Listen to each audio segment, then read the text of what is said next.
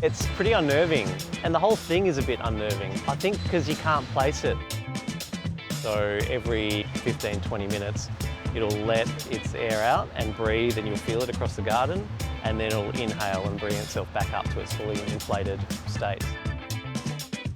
It's called This Is Air, and its concept was around making this thing that we spend our life swimming through and interacting with visible. And that approximates the amount of air that one human consumes or breathes in 1 year. So that's kind of making that real and present. That's how much, you'll go through in a year.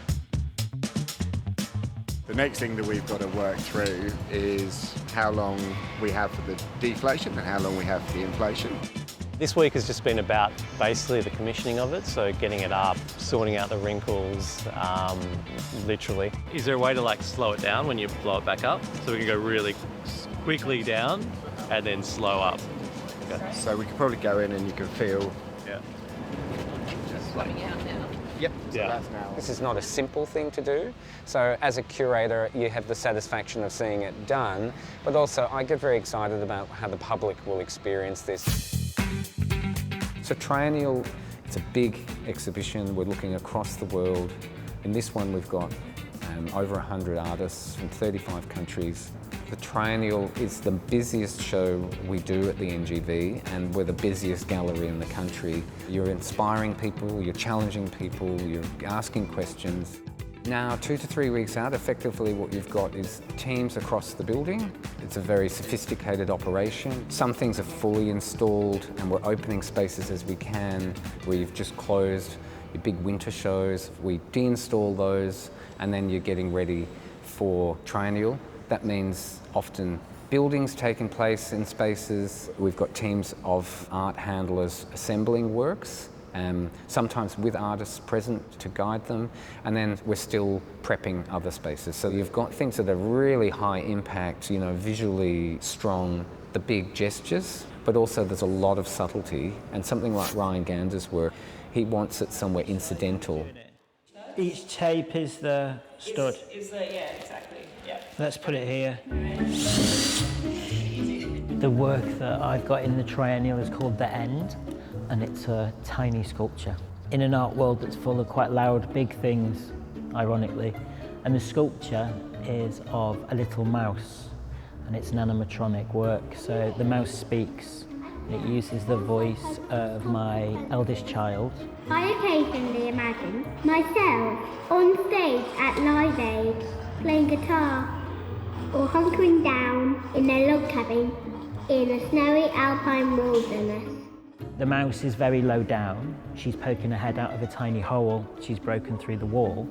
And I think the physical condition of that in itself is a weird device that makes the visitor engage in a different way. It does have this cute voice, and it is tiny and cute and adorable.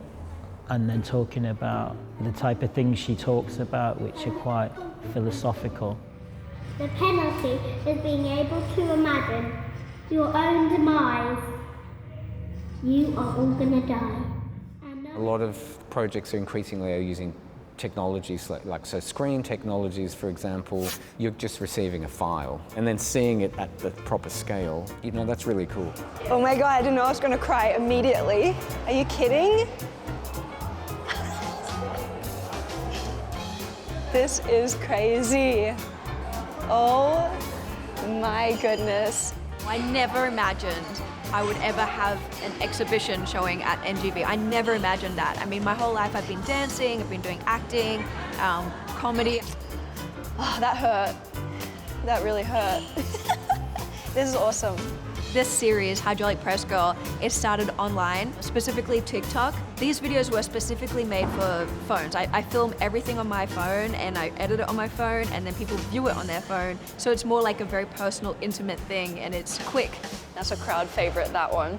I wasn't sure how it was going to translate in a larger than life setting, but I think it really does. I think I was blown away at it being actual life size. I mean, it's literally my size on the screen.